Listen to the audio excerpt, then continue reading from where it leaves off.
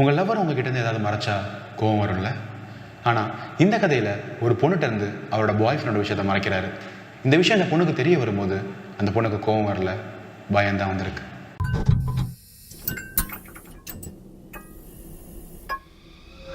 இந்த இன்சிடென்ட் நடக்கிறதுக்கு 7 மாதத்துக்கு முன்னாடி ஆலிஸ் ஒரு பாரில் வச்சு ஜோயை மீட் பண்ணுறா. ஜோயை பார்த்த உடனே ஆலிஸ்க்கு ரொம்ப பிடிச்சி போயிருது. இவங்க 2 பேரும் இவங்க நம்பர்ஸை எக்ஸ்சேஞ்ச் பண்ணிட்டு டேட் பண்ண ஆரம்பிக்கிறாங்க. ஆலிஸை பொறுத்த வரைக்கும் அவள் பார்த்ததுலேயே ஜோய் தான் ரொம்ப ஸ்வீட்டான பையனும். அது மட்டும் இல்லாமல் ஜோய் ஆலிஸை ரொம்ப அக்கறையாக பார்த்துக்கிறதுனால இவங்க 2 பேரும் கமிட் ஆகுறாங்க.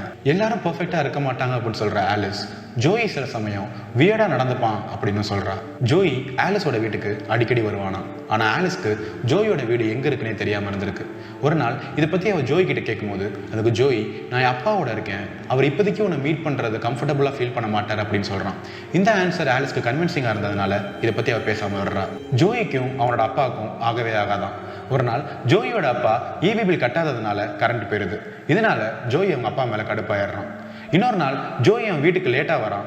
அதனால ஜோயோட அப்பா ஜோயிட்ட சண்டை போடுறாரு. ஜோய் அவனோட அப்பாவை தவிர அவன் ஃபேமிலி மெம்பர்ஸை பற்றி எந்த விஷயத்தையுமே ஷேர் பண்ணது இல்லைன்னு சொல்லிட்டு ஆலிஸ் சொல்கிறா. ரீசெண்டாக அவங்க அம்மா இறந்த விஷயத்தை தவிர ஜோய் அவன் அம்மா இறந்து போன விஷயத்தை பற்றி ஆலிஸ்ட்டை சொல்கிறதுக்கு ரொம்ப ஸ்ட்ரெயின் பண்ணுறதுனால இதை பற்றி பேசாமல் இருக்கிறது நல்லது அப்படின்னு சொல்லிட்டு ஆலிஸ் முடிவு பண்ணிடுறான். இவங்க 2 பேரும் டேட் பண்ண ஆரம்பிச்சு 4 மாதம் கழிச்சு ஃபர்ஸ்ட் டைமாக ஆலிஸை ஜோய் அவன் வீட்டுக்கு இன்வைட் பண்ணுறான். ஜோயோட அப்பா ஊருக்கு போயிட்டதுனால இவங்க 2 பேருக்கு எந்த டிஸ்டர்பன்ஸும் இருக்காது. ஆல்சோ ஜோயோட அப்பாவை மீட் பண்ணுற ஆக்வர்ட்னஸும் இருக்காது அப்படின்னு மென்ஷன் பண்ணுறான். ஃபர்ஸ்ட் டைமாக ஜோயோட வீடை பார்க்க போகிறோம் அப்படின்ற எக்ஸைட்மெண்ட்டில் ஆலிஸ் இதுக்கு ஓகே சொல்லிடுறான். ஜோயோட வீட்டுக்கு போன ஃபர்ஸ்ட் மினிட்ல இருந்தே ஆலிஸ்க்கு எதை தப்பாப்பட்டிருக்கு. அது மட்டும் இல்லாமல் எப்போதுமே ஸ்வீட்டாக நடந்துக்கிற ஜோய் வியர்டாக நடந்துக்கிறத பார்த்து குழப்பம் அடைகிறா. ஜோயோட வீடு நினச்சி பார்க்க முடியாத அளவுக்கு குப்பையாக இருந்திருக்கு.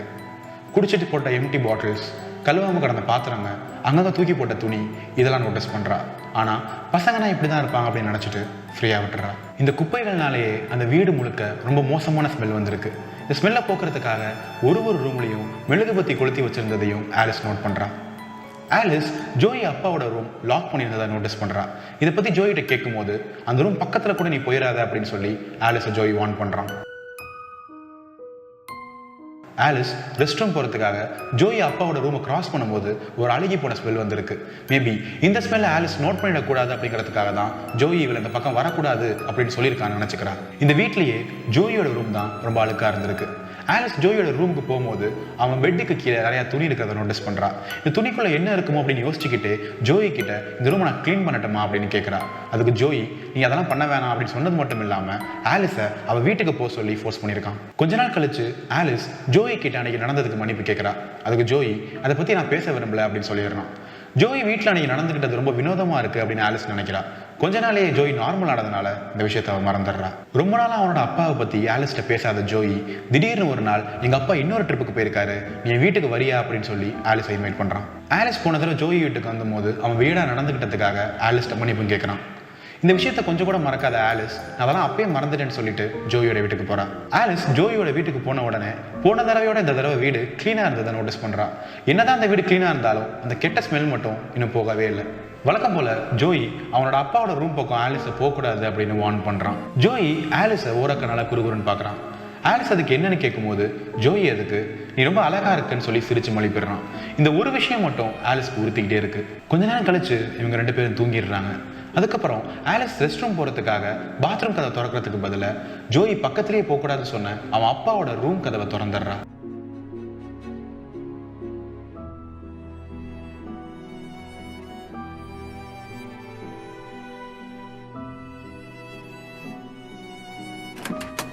அந்த ரூம் கதவை திறந்த உடனே அழுகி போன நாத்தமும் ஈ முக்கிற சத்தமும் கேட்டிருக்கு. உள்ளே போய் பார்க்கும்போது ஜோயோட அப்பா அவர் பெட்டில் படுத்திருக்கிறது தெரிய வருது. இந்த விஷயத்த ஜோய் ஏன் ஆலிஸ்ட்டை மறைக்கணும் அப்படின்னு அவன் யோசிச்சுக்கிட்டு இருக்கும்போது ஜன்னல்லேருந்து வந்த நிலா வெளிச்சம் வழியா அங்கே படுத்திருந்தது ஜோயோட அப்பா இல்லை, அவரோட டெட் பாடின்னு தெரிய வருது. அழுகி போன நிலைமையில இருந்த ஜோய் அப்பாவோட டெட் பாடியை பார்த்து ஆலிஸ் உறைஞ்சு போயிடுறான். ஆலிஸ் நிறைய விஷயம் யோசிக்கிறான். ஆனால் இவ டெட் பாடியை பார்த்த விஷயம் ஜோய்க்கு தெரியக்கூடாதுங்கிறது மட்டும் அவன் மண்டையில் ஓடிக்கிட்டே இருக்கு. குவாய்ட்டாக அந்த ரூமோட கதவை சாத்திட்டு ரெஸ்ட் ரூமுக்கு போய் வாமிட் பண்ணுறான். இங்கேருந்து சீக்கிரமாக கிளம்பி போயிடணும்னு முடிவு பண்ணிட்டு பொறுமையாக நடந்து அவள் பெட்ரூமை ரீச் பண்ணுறா. ஜோயி இன்னும் தூங்கிக்கிட்டு இருக்கிறத நோட் பண்ணுற ஆலிஸ் அவசரமாக திங்ஸை பேக் பண்ணிட்டு கிளம்ப ஆரம்பிக்கிறா. அப்போது தவறுதலா அவள் சார்ஜர் கீழே விழுந்துருது. இவள் ஃபோன் சார்ஜர் எடுக்கலான்னு சொல்லிட்டு பெட்டுக்கு கீழே கைவிடும்போது அங்கே வேற ஏதோ இருக்கிறத ஃபீல் பண்ணுறான். அது என்னன்னு பார்க்கலான்னு சொல்லிட்டு இவளோட மொபைல் ஃப்ளாஷ் லைட்டை ஆன் பண்ணுறா. அப்போது இந்த வீடியோ உங்களுக்கு பிடிச்சிருந்துச்சுன்னா லைக் அண்ட் ஷேர் பண்ணுங்கள். இந்த மாதிரி நீங்கள் எதாவது எக்ஸ்பீரியன்ஸ் பண்ணியிருக்கீங்களான்னு சொல்லிட்டு கமெண்ட்டில் சொல்லுங்கள். ப்ளாட் பண்ணுற அடுத்தடுத்த வீடியோ உங்களை வந்து சேரணும்னு நினச்சிங்கன்னா சப்ஸ்கிரைப் பண்ணிவிட்டு பெல் ஐக்கான் ப்ரெஸ் பண்ணிக்கோங்க.